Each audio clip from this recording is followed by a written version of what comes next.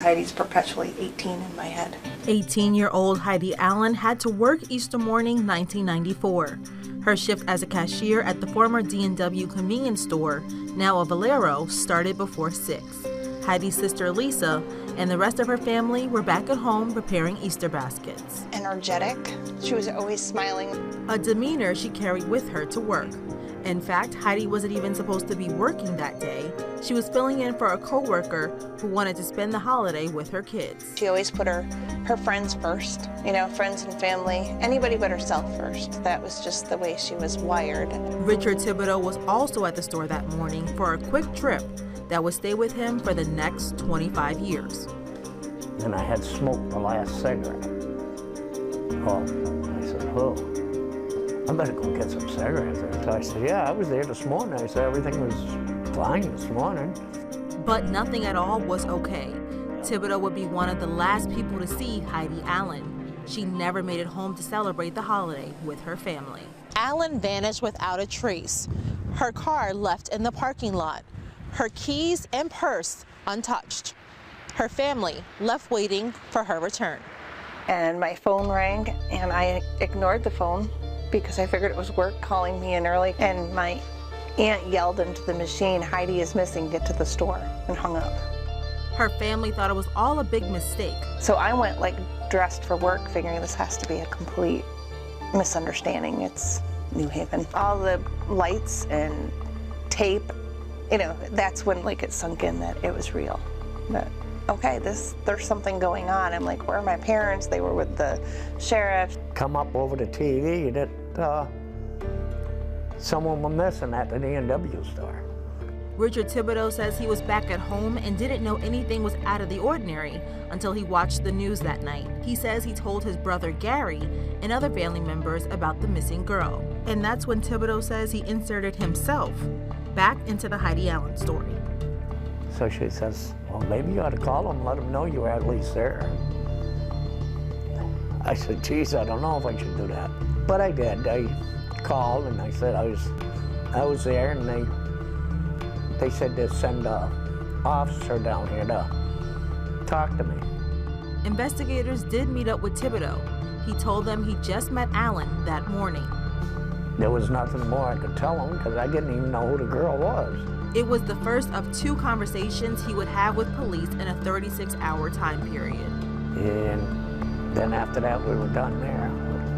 Everybody jumped in the van, went back to the old fire barn up in New Haven. The second conversation between Thibodeau and police would come the next day, when he and other community members, including the Allen family, were gathering to help in the search for the girl who still hadn't come home. No parent should have to close their eyes not knowing, where their child is.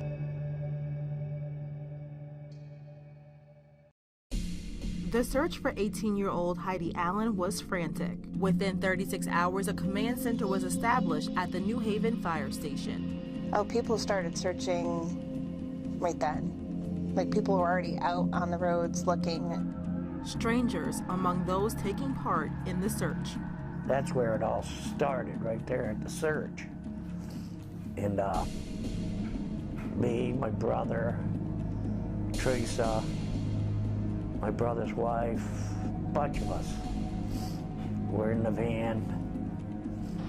We went to search Albright Road. Richard Thibodeau, one of the last people to see Heidi, and his brother Gary, involved in both the search and the investigation. They were sort of trying to accuse me of kidnapping this girl. In most criminal cases, the criminals return to the scene of the crime because they get off on it. So it wouldn't surprise me that they came back, because that's what criminals do. They get off on the pain. Thibodeau even took a polygraph test. They're trying to say I did this and that. I said, hey, you guys are crazy. I said, I didn't do nothing like that. The search would continue over the next several hours and days, eventually leading them to this van. 25 years later, it's parked at the home of Richard Thibodeau. But on Easter Sunday, 1994, it was at the D&W convenience store. The significance for the van for myself is, by and large, there was an absence of physical evidence within the van, which made me think either one, the vehicle was somehow wiped or cleaned. It doesn't mean that she wasn't in that van. It just means that it wasn't there. It wouldn't be long before Richard Thibodeau went from searcher to suspect. I was heading to work, and they pulled us over. They had their guns drawn, everything. I thought it was Al Capone. I said, you guys are idiots. His brother Gary was next on their list. Somehow they got a hold of my brother. They found that he had a little dirt on him, so I guess they arrested him. And there were statements that he had made to inmates while he was incarcerated in Massachusetts that certainly seemed to indicate that he knew what happened to Heidi Allen and was responsible for it. My brother supposedly said something to these guys, which I know he didn't, that they offered him a deal. Both men would stand trial for Heidi's disappearance. 2 brothers, 2 trials, with 2 different juries. And that's when he was found guilty. How, I don't know. Same evidence, 2 different verdicts. And this is a difficult case because there is no direct evidence, there's no DNA, there's no fingerprints that clearly establishes that Gary Thibodeau did this.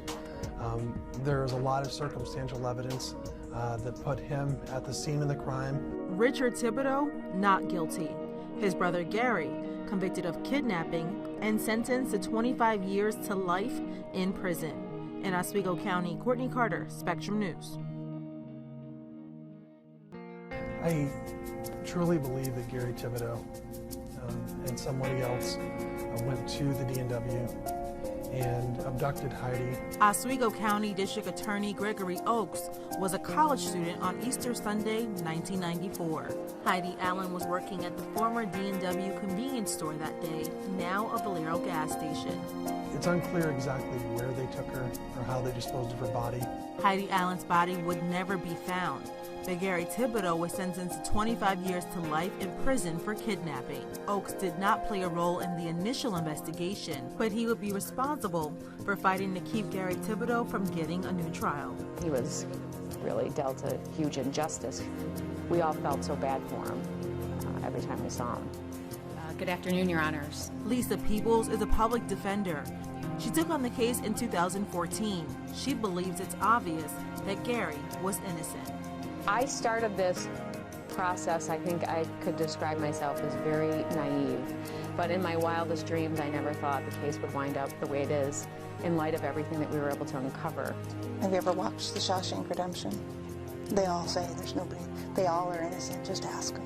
But Peebles believed there were holes in the prosecution's case and worked tirelessly over the years to uncover evidence she believed cleared her client. The short version is yes, I absolutely thought I was going to win. Everything from recorded conversations to assertions about other men having taken Heidi. It's not relevant. It's not relevant to Heidi Allen's kidnapping. Evidence that led investigators to search a cabin in Mexico. Peebles was confident she would get Gary Thibodeau a new trial. I became kind of unbearable at times with the rest of my team. It was a year, and I felt like that was 12 months wasted.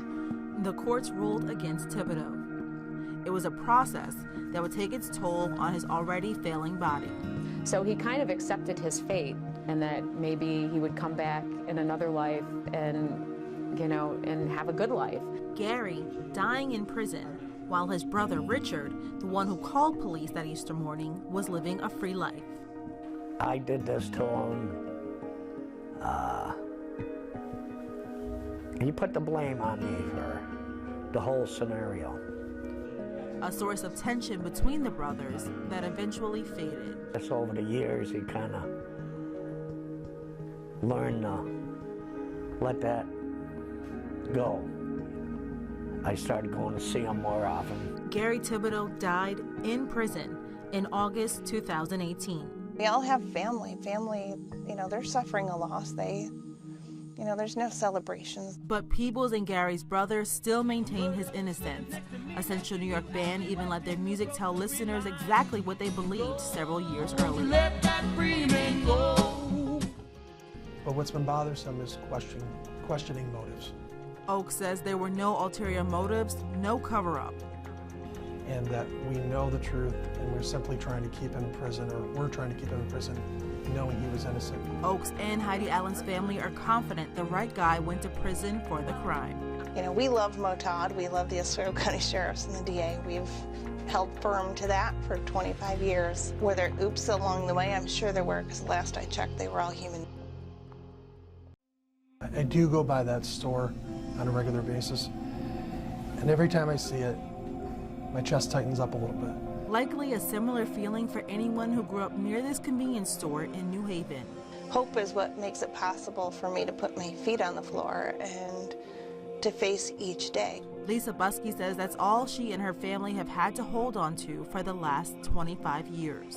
Without hope, I would probably just lay in bed. Buskey's sister, 18-year-old Heidi Allen, disappeared from the then D&W convenience store Easter morning in 1994, where she worked as a cashier. An investigation would lead to Gary Thibodeau, who was eventually convicted of kidnapping. Despite numerous attempts at a new trial, he would later die in prison. But the investigation never led anyone to Heidi. The DA has his own ringtone, the sheriff has his own ringtone, and the investigator has his own ringtone. And for 25 years, knowing that that's call coming because you don't know what they're calling for. You know, there's stuff that happens that nobody knows about. You know, a body might have been found 5 states over with similar characteristics. We get the phone call that they're comparing DNA. Decades without her sister, Buskey says all she has now are memories. She's now a teaching assistant and has found ways to cope over the years with growing up alone. She runs a Where's Heidi's Facebook page and a podcast. She's also written a book. Just some of the things that siblings feel when they lose a sibling, because it is different than a parent or a grandparent's. It's different, and there wasn't anything out there, and somebody said, so write it. From trials and appeals to her brother's death and a sister still wondering what her sibling would have become, no one's life would ever go back to the way it was 25 years ago. You know, I didn't dare go anywhere by myself because I was thinking maybe they're gonna try and arrest me for something else I didn't do. We have an innocent man who spent all of the remainder of his last 22 years in prison for something he didn't do. We would have hoped and we would have thought somebody would have seen something that morning. I think she'd probably be doing something more along the lines of like social services. Because that's just the type of person Heidi was, putting others first, even that Easter morning in 1994, when she went into work for a coworker who wanted to spend the holiday with family. I have relatives, they count the day. And they can tell you how many days every day. And I used to, but I can't. It's just not healthy for me. It's more in the public spotlight. And we appreciate that because who knows? This might be the interview that somebody says, you know, I know where she is.